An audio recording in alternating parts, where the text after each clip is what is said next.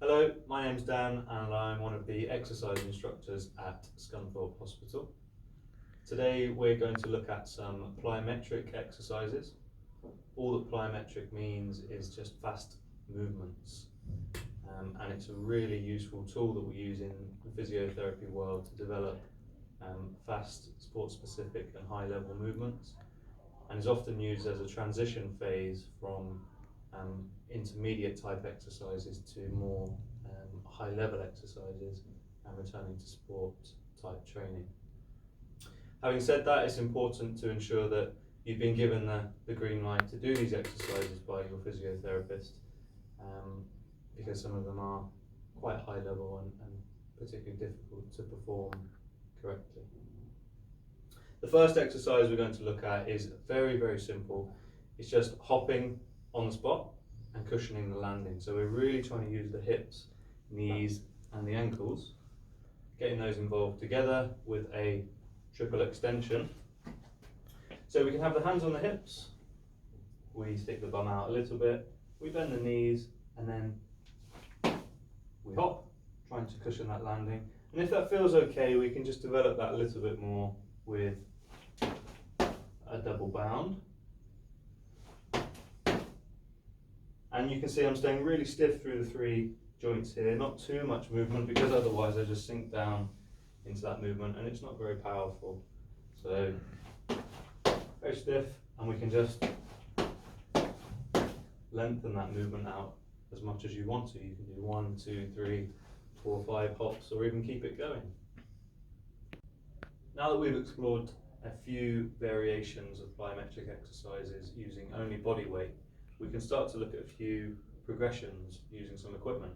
So a basic step, or at the bottom of your stairs, we can use that area to do some plyometric exercise. So we come onto the step to start with, and as we did in the first exercise, all we're looking at is cushioning that landing first of all.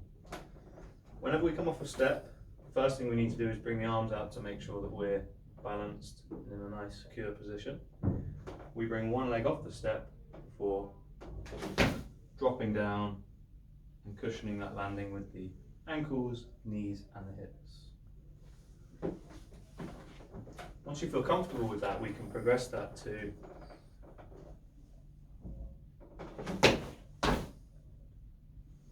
hopping up and down, so off of the step and then bounce, nice and powerful, and again cushion that landing at the end of the movement.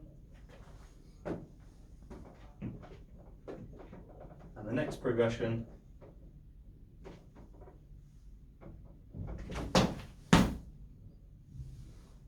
was exactly the same, but just hopping forward and then cushioning that landing instead of hopping up and down.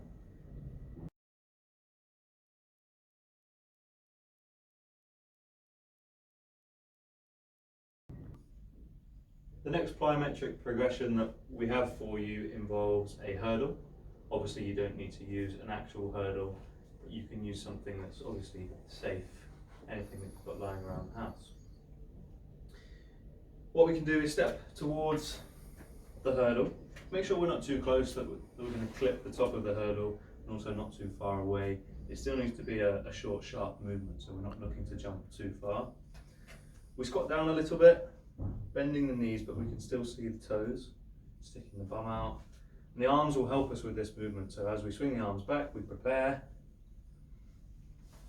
And again, just cushioning that landing. As with all the other exercises, sinking down into that position to control that landing.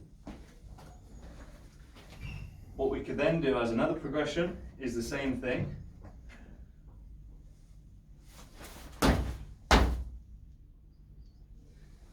Obviously that time we added that second jump, so we jump over the hurdle and then try to explode as high as possible, again coming down into that controlled landing position.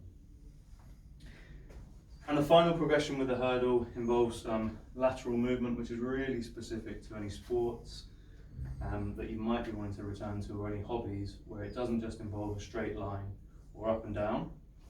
We can get some sideways movement in as well.